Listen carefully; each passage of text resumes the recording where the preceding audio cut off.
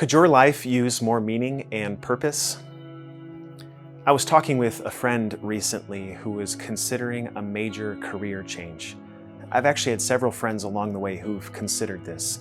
And not just doing the same thing in a different place, but doing something totally different, something that they've never done before. One friend recently said, I don't know if I should start a farm, drive a truck, or try to become a lawyer. Those are not all the same thing, which tells you where he was in life. But he explained the reasoning behind it when I asked him why. Why are you considering this? He said, I just feel like there's something missing, that I need to pursue more. It's not like I've climbed the top of the ladder, so to speak, where I'm at, but I just feel like I need something that gives me more drive, more meaning, more purpose in my life. And maybe you've been there. Maybe you are there. Whether you picture a ladder or climbing a mountain or a hill, there's something that you would like to chase that gives your life meaning. And that doesn't just have to be relegated to a job. It can exist at home, in your marriage, as you parent children, in your friendships, maybe something that you're battling inwardly. In so many ways, we would answer that question, I would think. Could we use more meaning and purpose? I don't think we would ever say, no, I'm done, I'm good. Meaning and purpose are blessings from God, things that give us drive and zeal, benefit and happiness. Unless, of course, we're going after that in the wrong way. I think that's what my friend was struggling with. In fact, he admitted it later on. And he's not the only one to struggle with that too. There's this common worldview that as long as you are climbing some type of corporate ladder or reaching new levels of success, hitting certain mile markers, reaching certain levels with relationships, then that is the litmus test or the criteria by which you can say that your life has meaning and purpose. That is your identity.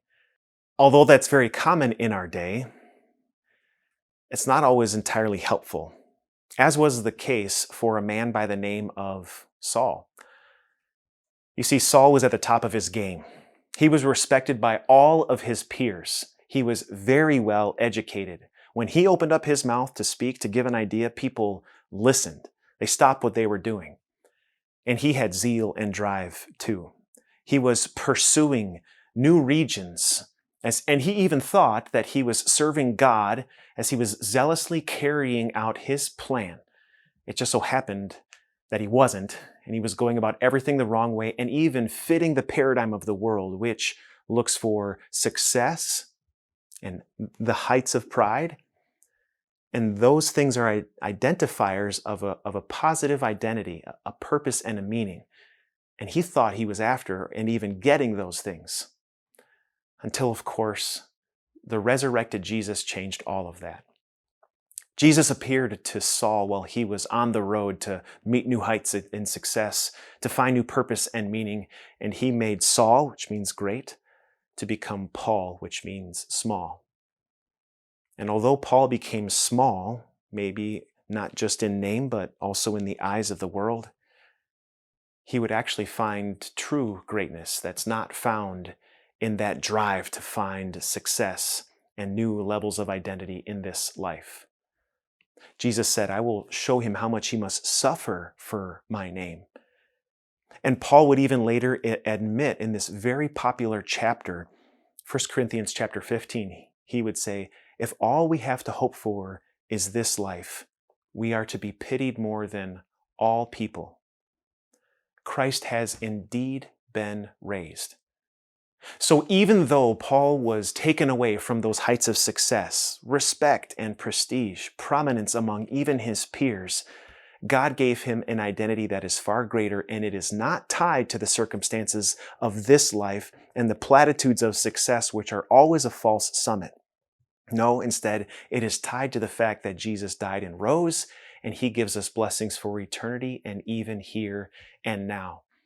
So where did Paul find his identity, his purpose, his meaning? Not in a job change, not in success, not in that drive, not in anything in this world which can make us feel like things are going well, but will never be enough. And not to mention, can all be taken away from us in a heartbeat. Instead, he found true purpose, true meaning in serving the Lord Jesus, in sharing with people that God has given us forgiveness, a peace that knows no end, and a life that has no bounds.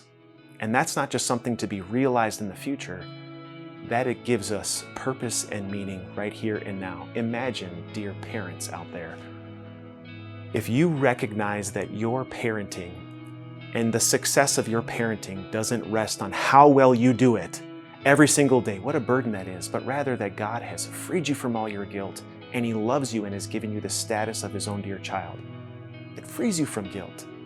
And it actually gives you less resentment and more joy as you deal with your children. Imagine, dear employer or employee, as you tackle that job, dealing with those people around you, if you viewed life entirely differently, instead of trying to chase that endless rabbit, that false summit that you will never reach, instead of viewing life as though success is only found there when you reach that, but rather that God has already given you everything, even in eternity right here and now.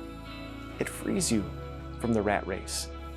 And of all the callings that you have in life, of all the hats that you wear, God gives you incredible meaning in this reality. Easter still has an effect today and tomorrow.